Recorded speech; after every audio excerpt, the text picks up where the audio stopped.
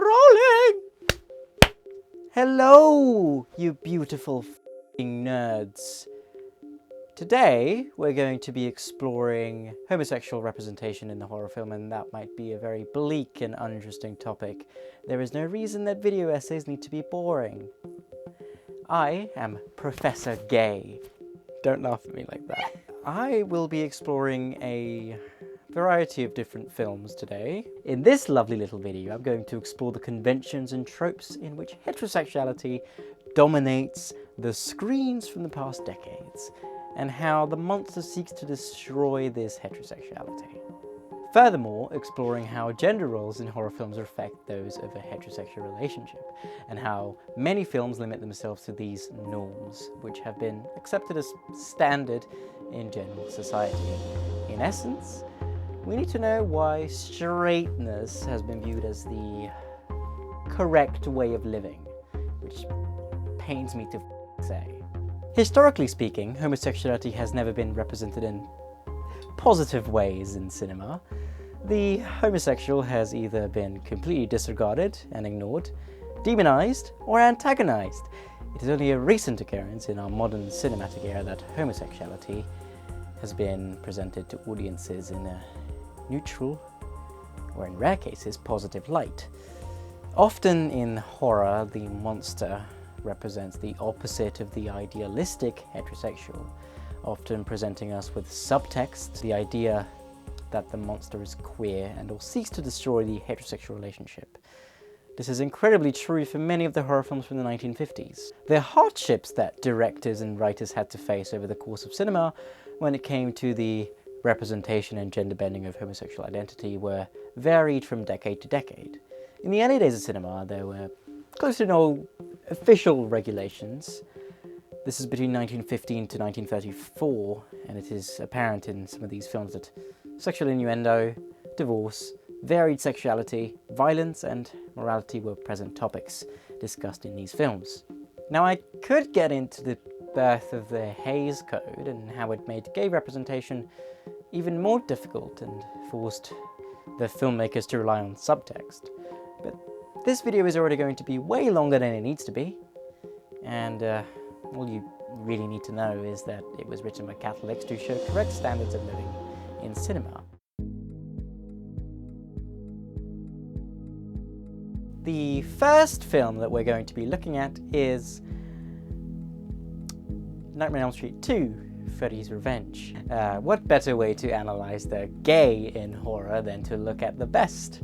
The sequel to Wes Craven's successful A Nightmare on Elm Street, Freddy's Revenge, released only under a year after the previous film. Now, fully under New Line Cinema's control, the studio hired David Chaskin, a closeted gay man at the time. The homoerotic subtext in this film is almost unmissable, although in my first watch I did not even pick up on it. Granted, I was only 15 at the time, but I was definitely old enough to recognize the subtext. Maybe I was just completely oblivious to that sort of stuff. Not much has changed. The gayness of this film is largely due to the script written by Chaskin, who long denied the homosexual subtext being intentional. During the initial release of the film, actor Mark Patton, who played the lead, who was also gay by the way, was left to blame. This film, focusing on the psychotic horror elements, arguably doesn't even stray too far from its predecessor, with the sequel taking a different yet in theory similar approach. The success of the film was enough for New Line Cinema to ask for a third installment in the franchise, yet the critical reception demanded the return of original creator Wes Craven for the third film. I hope you like the little scene transition. I'm having to film this over multiple days, and I thought I'd make it even more obvious that I'm doing that. Nightmare 2 is a queer horror film by definition. From the very start of the film, it is crystal clear that instead of a female protagonist, we are given a male lead, Jesse Walsh. This is one of the many cases of gender-bending ideology in the film. At the start of the movie, we are introduced to Jesse. We meet him during the opening dream sequence of the film, where he, along with two other girls his age, is tormented by Freddy Krueger, Daddy. Jesse, that same day, goes to school where he meets Ron Grady for the first time in the film, who stands as an opposing force against him. In the same scene, we're introduced to one of the heavily implied homosexuals in the film, Coach Schneider. Grady informs Jesse that Schneider hangs around queer S&M joints downtown. He likes pretty boys like you. Maybe not so much subtext there. Grady, despite being an opposing force against Jesse at first, grows close to him throughout the film, where they even almost share a bed, aspects of which play heavily to the homoerotic subtext. Later that day, as Jesse has another nightmare starring Freddy Krueger himself, in which Jesse is sexually shoved against the wall, and Krueger insists that he needs Jesse's body. Maybe not so much subtext there. The first major homoerotic set piece in the film happens as Jesse wanders into the aforementioned S&M club, where he coincidentally meets with Coach Schneider, who punishes Jesse by taking him to school and forcing him to run laps, which is an insane way to punish the kid. They call his parents. Make sure he runs laps, after which he is also forced to take a shower, during which sequence the shower heads erupt blood, tennis balls, along with every other kind of ball in the room, start to attack Schneider, as he is then pulled away by jump ropes into the shower, stripped, and sodomized by wet towels. Subtext. Then murdered by a transformed Jesse, transformed into Krueger. By having his back slashed with the knife glove, Krueger then turns back into Jesse, with Jesse still wearing the glove. The key thing to take away from this scene is precisely outlined by Benchoff in his book. This sequence might be read as a metaphoric homosexual panic attack, in which Jesse, having been aroused by the possibility of a sexual encounter with the coach, murders him rather than admit his homosexual feelings. Benchoff, 1997, page 248. Interestingly, this can easily be interpreted as homophobic instead of homoerotic. This is because Jesse, more importantly Krueger, who is inside his body, subtext, could be killing Schneider because of his apparent homosexual tendencies, thus Krueger potentially antagonizing homosexuality due to his own beliefs. The three-way relationship between Jesse, Grady, and Jesse's girlfriend Lisa plays to the uncertain queer aspects of the film. Jesse develops a private life with Lisa and their relationship starts to escalate. Yet as the affection becomes sexual, Jesse withdraws from Lisa and escapingly makes his way over to Grady's house, as Grady was just about to go to sleep. Jesse, being riddled with fear of Krueger taking his body, again, warns Grady that something is trying to get inside his body, to which Grady replies, "Yeah, and she's female and she's waiting for you in the cabana, and you want to sleep with me." Subtext. This is one of the clearest examples of the homosexual implications of the characters within the film, especially that of Jesse. To play to the homophobic subtext of Freddy Krueger's character, he once again possesses Jesse's body as the moment comes to possibly engage in homosexual activity with Grady. And just like the shower scene earlier in the film, this bedroom scene once again can be interpreted as a homosexual panic attack on Jesse's behalf to deny and conceal his homosexual tendencies. A different view on this scene is concluded by Connor Kaminsky. As the audience, we are left to interpret this scene for ourselves, and the intense homoeroticism that is clearly present has led to a general consensus that Jesse is a closeted gay character. He runs from sleeping with his heterosexual girlfriend, who was mainly acquired for social status as Lisa is popular. Compare gay men marrying to avoid social stigma to sleeping with his male friend. Yet at the same time, it can be interpreted that Freddy Krueger is the representation of homophobia within Jesse, that even the thought of a homosexual encounter with his friend repels him and forces him to murder the cause of that thought, painting Krueger as the pure embodiment of the homophobic mindset ever so present in 1980s America. Jesse's character can very easily be interpreted as a closeted homosexual, yet we can solidify or dismiss these interpretations by looking at the statements of David Chaskin in the 2010 Nightmare on Elm Street documentary. I've always pussyfooted around this. Look, it was supposed to be subtext, all right? It really was. David Chaskin, without a doubt, knew what he was writing. You have to remember, again, this was the 1980s. This was post-AIDS. People were really out a lot then. I mean, maybe not in Kansas, but certainly on both coasts. And I started thinking about guys being like unsure of their sexuality. And I thought, well, that's pretty scary. We can conclude from this that the homosexual subtext indeed was supposed to paint Freddy Krueger as a homoerotic villain. Not only that, but in Chaskin's mind, he seems to represent the homosexual side of Jesse. Despite Chaskin's original intent, many different interpretations have arose in light of retrospect when looking at this text. The queer side of horror hasn't been as prominent as it is in Freddy's Revenge, and each interpretation brings something new to the viewing of this film through a queer lens.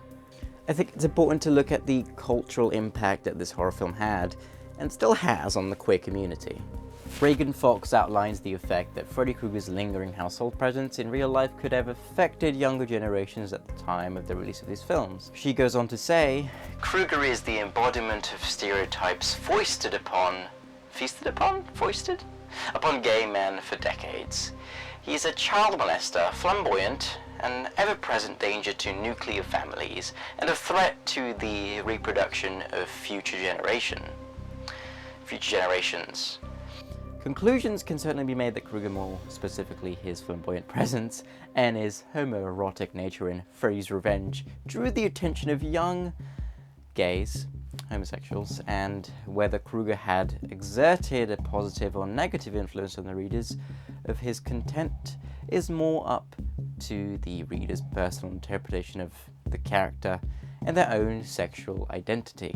Despite the film's reputation for general audiences, Freddy's Revenge became a cult classic in queer cinema, and it managed to even warrant its own documentary in 2019, which explored the film's initial intentions and the unpredicted cult film it has become today. Personally speaking, Freddy's Revenge is one of my favorite films of all time. Not just for the queer subtext alone, but I think the performances of the actors Mark Patton and Robert Englund play so well together, and it's given me a bit of a soft spot in horror cinema. Moving on to the next film. Next, we're going to be looking at Interview with the Vampire, another personal favorite film of mine. For Tom Hanks? It's not Tom Hanks. It's Brad Pitt and what's the guy's name? The guy's name? No, not Tom Hardy. Tom Cruise, that's his name. How did I forget that? For Tom Cruise's performance alone, the film is worth it. Interview with a Vampire is a cinematic landmark in queer horror, as well as queer representation in modern cinema, even if it is just coding and subtext. Much like Freddy's Revenge, this film utilizes its queer undertones via the careful use of subtext. However, strictly speaking, Interview with the Vampire was a novel by Anne Rice, and this book's popularity led to a film adaptation. The film focuses on three main characters: Lestat, played by Tom Cruise, who is the initial vampire in the film, Louis, played by Brad Pitt, and Claudia, played by Kirsten Dunst. Both Louis and Claudia are new vampires, and they're struggling to adjust to their new way of life. It is vital to mention that at the start of the film, Louis is adjusting to the vampire life with the help of Lestat, who introduces him to all the possible ways in which he could survive, and more importantly, what his newfound abilities are. There's a strong case to be made that Lestat and Louis represent a homosexual couple, and that the gay undertones are aligned from the very start of the film. More specifically, the moment where Louis is turned into a vampire. Vampire? It is best explained by Jared Bendel in his analysis on the film's queer themes. However, Louis also represents the misunderstood victim, specifically gays and vampires. His experiences as a vampire reflect the uninformed behaviors and attitudes towards gays. While he is feared and avoided due to his association with vampirism, Gay men also experience this same societal reaction of stigma for their association with AIDS as the viewer watches the film. They learn that Louis is capable of spreading vampirism but does not. Louis is unfairly feared because he has an ability to spread it, not because he has exercised it. It always goes back to AIDS with gay people and gay representation. Almost like it was, a global epidemic. The interpretation that Bendel provides are also in relation to the post-AIDS era of society in the mid-90s, when society started to accept the perspective of homosexuality in relation to the virus, and start to understand the virus instead of following the discriminative mob mentality that homosexuality is dangerous.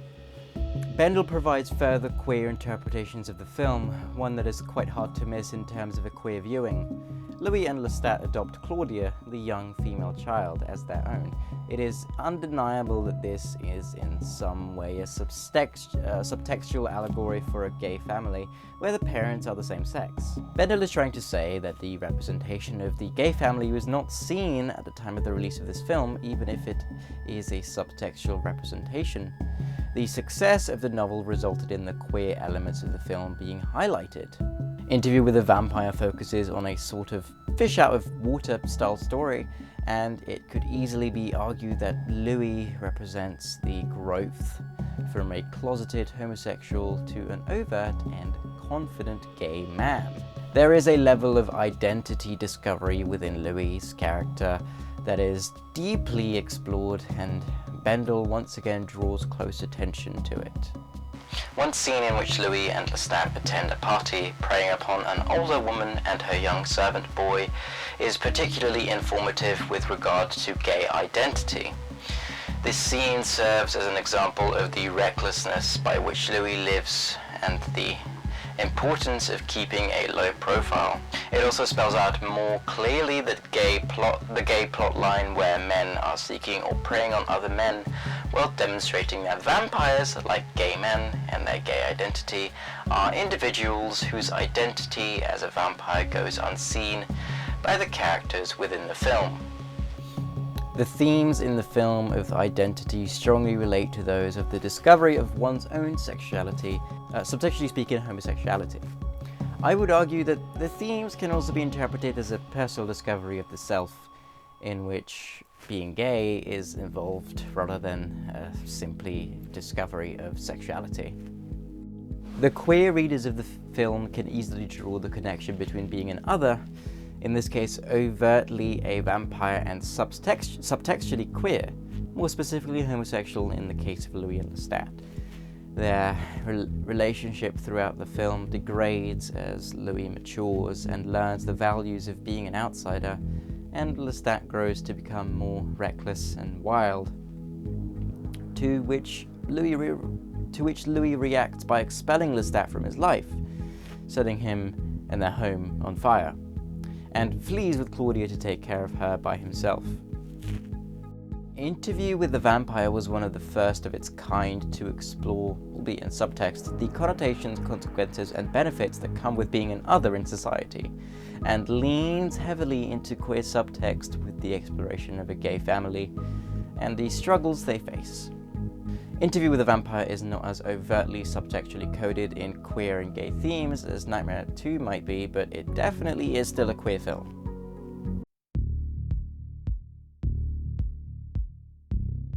Now we're on to the third film in this quite long video essay already, Seed of Chucky. It's quite infamous and also a kind of a cult film. Seed of Chucky was a fifth installment in an already successful horror franchise. Editor Bertie here. This part of the video sucks, so I'm going to make a separate video just on Chucky himself because he does deserve his own video. But I am making the initiative to just cut part 3 out completely because I was getting really tired recording it, and you can tell I'm just not interested in any of it. So sucks to be you if you were wanting to know my analysis. The queer themes and elements explored by each film works to their own subgenre of horror cinema. The excessive homoerotic nature of Freddy Krueger plays strongly against the character of Jesse in Freddy's Revenge by focusing on gay mentality, the questioning of homosexual thoughts and identity, and the constant homoerotic, sometimes interpretable as homophobic implications the film provides to the audience. Embodying homoeroticism in a vengeful and scary personality in an environment where it can run wild without consequence is an ingenious way to explore homosexual denial, anxiety, and most importantly, sexual identity. Oftentimes, the slasher subgenre in horror cinema is sidelined for its low-quality effort in producing a compelling meaning to its readers, and the subgenre has a reputation of misogyny and discrimination. Yet Freddy's Revenge feels entirely different and unique. Interview with the Vampire takes an entirely different approach to queer themes. Its focus on identity and family result in a strong sense of wanting to belong, which plays really well into the queer themes of the film, whether that is for Louis when he newly becomes a vampire or when he spends decades searching for other vampires. A strong communication is made by the film for the queer family.